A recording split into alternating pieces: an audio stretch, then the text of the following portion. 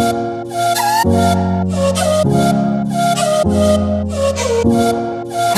Friends, आज हम summer again part 17 की शुरुआत करने जा रहे हैं। अगर आपने इस चैनल को सब्सक्राइब नहीं किया तो इस चैनल को सब्सक्राइब कर लीजिए। Let's begin. लीन उसकी मम्मी से कहता है, आपको किसने कहा यहाँ आने के लिए? लीन के पापा लीन से कहते हैं, तुम्हारी मम्मी तुम्हारा ट्रांसफ़र कराने के लिए मिस्टर जियान से मिलने आई है और वो तुम्हें बड़ी एकेडमी में ट्रांसफ़र कराना चाहती है। लीन भड़क कर उसकी मम्मी से कहता है, मैंने आपको पहले ही कहा था मुझे ट्रांसफ़र नहीं कराना है। टोंगसू भी ये सब सुन के बाहर आ जाती है। लीन कहता है, आप मुझे अकेला क्यों नहीं छोड़ देते, जैसे आपने मुझे पहले अकेला छोड़ दिया था और अब मुझे आप पाने की कोशिश कर रहे हो। तो मम्मी लीन का हाथ पकड़ कर उसे कहती है, मैं तुम्हें सारी बात एक्सप्लेन कर सकती हूँ। लीन कहता है, मुझे आपकी ज़रूरत नहीं है मेरी ज़िंदगी में, और लीन वहाँ से चला जाता है। टोंगसू भी उसके पीछे चली जाती है। टोंगसू लीन से पूछती है, ये सब क्या हो रहा था और तुम मुझे सच सच बताना। तो लीन सारी बातें बता देता है। टोंगसू को लीन की मम्मी का फ़ोन आता है। सीन चेंज होता है। लीन की मम्मी टोंगसू से कहती है, तुम उसकी बहुत अच्छी फ्रेंड हो, तुम उसे कह सकती हो कि वो बड़ी एकेडमी में अपना ट्रांसफ़र करा ले। तो टोंगसू कहती है, आप ये सब कुछ क्यों कर रहे हो, आपने पहले ही उसे छोड़ दिया था।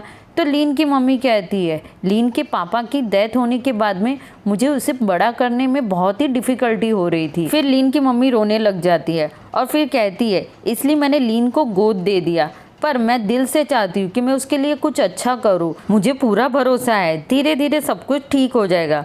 टोंगसू लीन से कहती है, तुम्हें अपने घर पे जाना चाहिए और अपने पेरेंट्स से बात करनी चाहिए और मैं भी तुम्हारे साथ में आऊँगी। तो लीन कहता है, तुम चाहती हो कि मैं मेरे पेरेंट्स से बात करके सब कुछ ठीक करूँ? तो टोंगसू कहती है, मैं हमेशा से तुम्हें सपोर्ट करती हूँ और करती रहूँगी। फिर वो लीन को ड्राइंग दिखाती है और कहती है, तुम अपने आप को ये सब करने से रोको मत। उस ड्राइंग में होता है कि लीन उसकी मम्मी के पास में जा रहा होता है। सन वेंगजी से कहती है, मैं तुम्हें हमेशा खुश देखना चाहती हूँ, इसलिए मैं तुम्हें ये मार्केट में लेके आई हूँ। तुम्हें ये मार्केट बहुत पसंद है ना? और सन वेंगजी को टिकल करने लग जाती है। तो वेंगजी भी सन को टिकल करने लग जाता है। तो सन सीनियर सीईओ से गलती से टकरा जाती है। वो सीनियर सीईओ को देख के अपनी नज़र झुका देती है और कहती है, वेंगजी ने मुझे पुश किया था इसलिए मैं तुमसे टकरा गई। तो वेंगजी सन को देखता है। सीनियर सीईओ वेंगजी से कहता है, तुमने जानबूझ के किया है ना? तो वेंगजी कहता है, हाँ, और तुम्हारी जूनियर कहाँ है? तो टो भी आ जाती है। वेंगजी कहता है, तुम्हारा रियल कलर उसने देख लिया होगा। सीनियर सीईओ वेंगजी के पास में आता है तो टो भाग के सीनियर सीईओ के कॉलर को पकड़ के कहती है, अगर तुमने फिर से वेंगजी को हाथ लगाया तो मुझसे बुरा तुम्हें कोई नहीं मिलेगा। तो सीनियर सीईओ कहता है, तुम सब लोग गैंगअप करके मेरे साथ में फाइट करने के लिए यहाँ आए हो ना? तो टो सीनियर सीईओ को मारने जा रही होती है। वहाँ पर एक अंकल उन लोग के झगड़े को बंद करा देते हैं। सन भी पीछे खड़ी होकर उन दोनों की एक दूसरे के लिए केयर देख रही होती है और उसका मुंह उतर जाता है। सन वेंगजी से कहती है, तुम जब भी मेरे साथ में होते हो तब तुम खुश नहीं रहते हो, और जब तुम टो के साथ में होते हो तुम हमेशा खुश रहते हो। तो टो कहती, नहीं नहीं, ऐसा कुछ भी नहीं है, अब मैं जा रही हूँ। तो वेंगजी टो को कहता है, बैठ जाओ यहाँ पर। फिर वेंगजी सन को कहता है, जब मैं तुम्हारे साथ में रहता हूँ तब मैं तुम्हारे साथ में खुश नहीं रहता, और ये सच है। तुम मुझे खुश करने की बहुत ही कोशिश करती हो पर मुझे बुरा लगता है। तो सन कहती है, बेटर है कि ये सब सुनने के बाद में मैं तुम्हारी ज़िंदगी से चली ही जाऊँ। और सन चली जाती है। टो वेंगजी से गुस्से में कहती है, तुम लड़की के साथ में इस तरह से बातें नहीं कर सकते। तो वेंगजी कहता है, मैं तुम्हारे साथ में ज़्यादा बातें करना चाहता हूँ, मैं तुम्हारे साथ में ज़्यादा रहना चाहता हूँ। तो टो चुप हो जाती है। लीन उसके पापा से कहता है, आपने मेरी मम्मी से मुझे गोद क्यों लिया था? मम्मी लीन से कहती है, उन्होंने तुम्हें जन्म दिया और उनके पास में कोई चॉइस नहीं थी, क्योंकि उनके पास में रुपए नहीं थे तुम्हें बड़ा करने के लिए, इसलिए उन्होंने हमें तुम्हें गोद दे दिया था। फिर पापा लीन को बॉक्स देते हैं और कहते हैं, इस बॉक्स को खोल के तुम ज़रूर देखना और इससे तुम्हें पता चल जाएगा कि तुम्हारी मम्मी तुम्हारे लिए क्या सोचती है और कितनी केयर करती है। लीन टोंगसू के सामने बॉक्स खोलता है तो टोंगसू उसमें से एक लेटर निकालती है। उसमें लीन के पैरों के निशान होते हैं छोटे छोटे। तो टोंगसू कहती है, ये तुम्हारी मम्मी ने तुम्हारे लिए सब लेटर लिखे? तो लीन हाँ कहता है। तो टोंगसू कहती है, अब तो तुम्हारा माइंड चेंज हो गया होगा। तो लीन कहता है, पता नहीं, तुम हमेशा मेरे साथ में रहना और मुझे कभी छोड़ के मत जाना।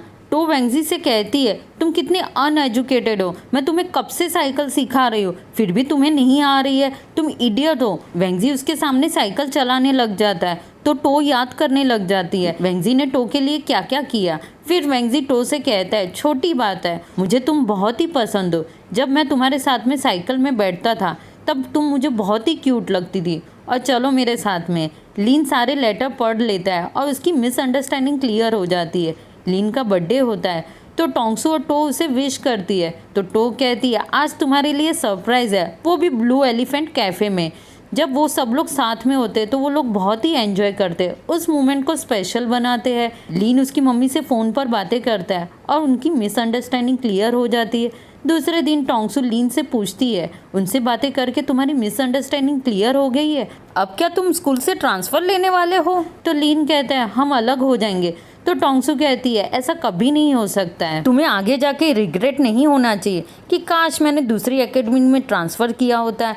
मैं दिल से चाहती हूँ कि तुम अपने करियर पे ध्यान दो, और ऐसे भी हम बचपन में तो बिछड़े ही थे, फिर से हम मिले क्योंकि ये हमारा नसीब था। फिर वो मिंट वाला लॉकेट दिखाती है और दोनों खुश हो जाते हैं। लीन ट्रांसफ़र के लिए सर को एप्लीकेशन देता है। फाइनली ट्रांसफ़र के लिए स्टैंप लग जाता है। लीन टो को गुरु चिंगी की बुक देता है, वेंजी को बॉल देता है, पर वेंजी बहुत ही इमोशनल हो जाता है। लीन अपने पेरेंट्स से भी मिलता है और सारे ग्रजेस दूर कर देता है। फिर हमें दिखाते हैं कि लीन और टोंगसू झाड़ के नीचे बैठे होते हैं, तो धीरे धीरे गिफ्ट नीचे आ रहा होता है। How sweet. टोंगसू गिफ्ट ओपन करती है, उसमें टोंगसू का ड्राइंग होता है। तो टोंगसू कहती है, ये मेरा फेयरवेल गिफ्ट है और ये भी मुझे गुरु चिंगी ने दिया है, और वो उदास हो जाती है। टोंगसू का मूड चेंज करने के लिए लीन स्लाइड पे खड़ा हो जाता है और कहता है, जब मैं छोटा था तब मैं कितना डरता था, तब तुम मुझे बहुत ही मोटिवेट करती थी। लीन स्लाइड करके नीचे आता है और टोंगसू को मार के वहाँ से भाग जाता है। तो टोंगसू भी उसके पीछे उसे मारने के लिए भागती है। उनकी मस्ती ऐसे ही चल रही होती है।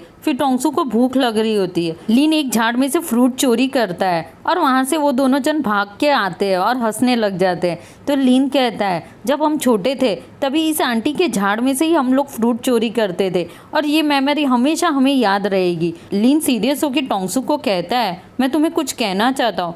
तो टोंगसू कहती है, सडनली तुम ऐसी क्यों बातें कर रहे हो?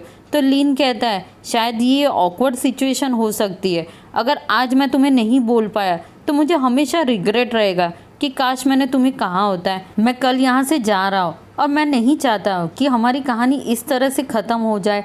तो टोंगसू कहती है, मैंने तुम्हारे साथ में बहुत अच्छा वक्त गुजारा है और मैं कभी भी चेंज नहीं होगी। तुमने हमेशा मेरी केयर की है और मैं तुम पे हमेशा भरोसा करती हूँ। तो लीन कहता है, तो हम एक दूसरे को जल्दी मिलेंगे, तुम हमेशा मुझे लेटर लिखना। इनडायरेक्ट दोनों एक दूसरे के साथ में रहने के लिए कमिटमेंट करते हैं। फिर हमें दिखाते हैं कि टोंगसू ब्लैंकेट ओढ़ के रो रही होती है और लीन अपना सामान पैक कर रहा होता है और मिंट के पौधे को देख रहा होता है। तो टोंगसू से पूछती है, लगता है रात भर तुम रोई हो और फिर तुमने मम्मी को ये बताया होगा ना कि तुम रात भर पढ़ाई कर रही हो। ऑब्वियस बात है ना कि जब हम किसी से प्यार करते हैं और वो हमसे दूर होने वाला होता है तो हमें रोना ज़रूर आता है, इसे ही प्यार कहते हैं।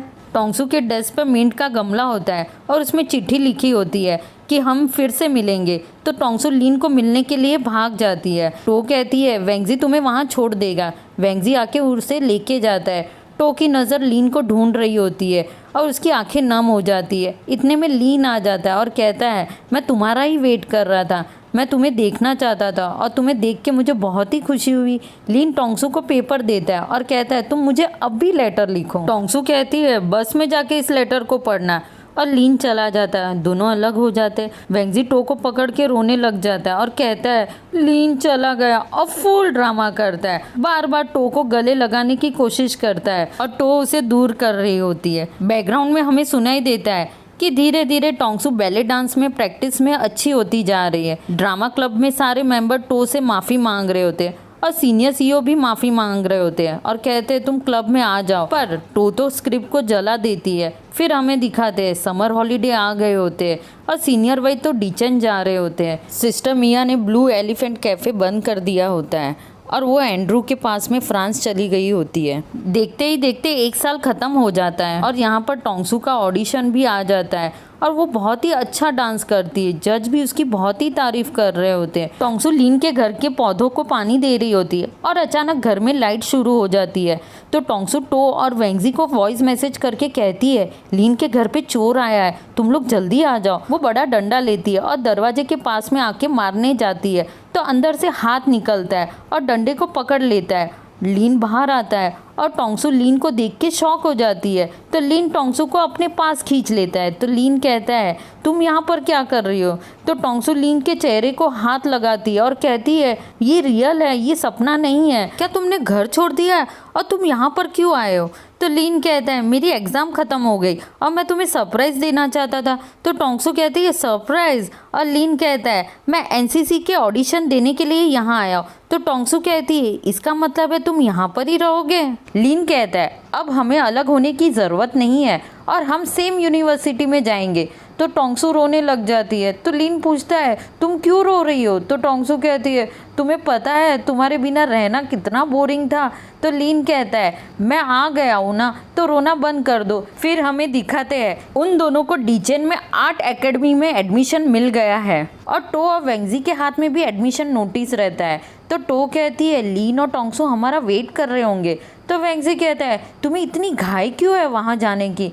तो टो कहती है क्या तुम्हें ऐसा नहीं लगता है कि तुम्हें मैं लेबर की तरह ट्रीट कर रही हूँ। तो वेंगजी कहता है चलो चलो नीचे उतरो और थोड़ी देर यहाँ वेट करते हैं, मैं थक गया हूँ। तो टो कहती है हम पड़ोसी है और अब हम सेम यूनिवर्सिटी में भी जाने वाले, तुम्हें रियलाइज़ नहीं हुआ और अभी चलो बहुत टाइम हो गया है। तो वेंगजी कहता है तुम्हें इतनी घाई क्यों है। तो टो कहती है तुम्हारे पास ऐसी कोई बातें भी नहीं है जिसकी वजह से यहाँ रुकना चाहिए। वेंगजी टो को नज़दीक बुलाता है और उसे किस कर देता है। तो टो शर्मा जाती है और मुंह घुमा देती है। तो वेंगजी कहते हैं क्या तुम अब भावुक हो गई हो।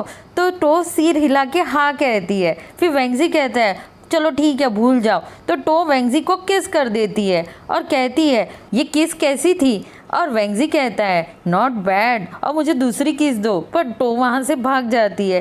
टोंगसू और लीन नोटिस बोर्ड पे देखते हैं सीनियर वई और निशावन का भी डीचेन यूनिवर्सिटी में एडमिशन हो गया है और लीन और टोंगसू एक दूसरे को देखते हैं। इस ड्रामे का हैप्पी एंडिंग हो जाता है। फ्रेंड्स ये चैनल टर्मिनेट होने वाला है और मैंने सेम ड्रामा कार्निवल के नाम पे सेकंड चैनल बनाया है, तो प्लीज़ आप उसे सब्सक्राइब कर लीजिए जिसकी वजह से मैं आपके लिए अच्छे अच्छे वीडियो लेके आऊँगी, उससे मुझे मोटिवेशन मिलता रहेगा। Sorry for delay, bye bye.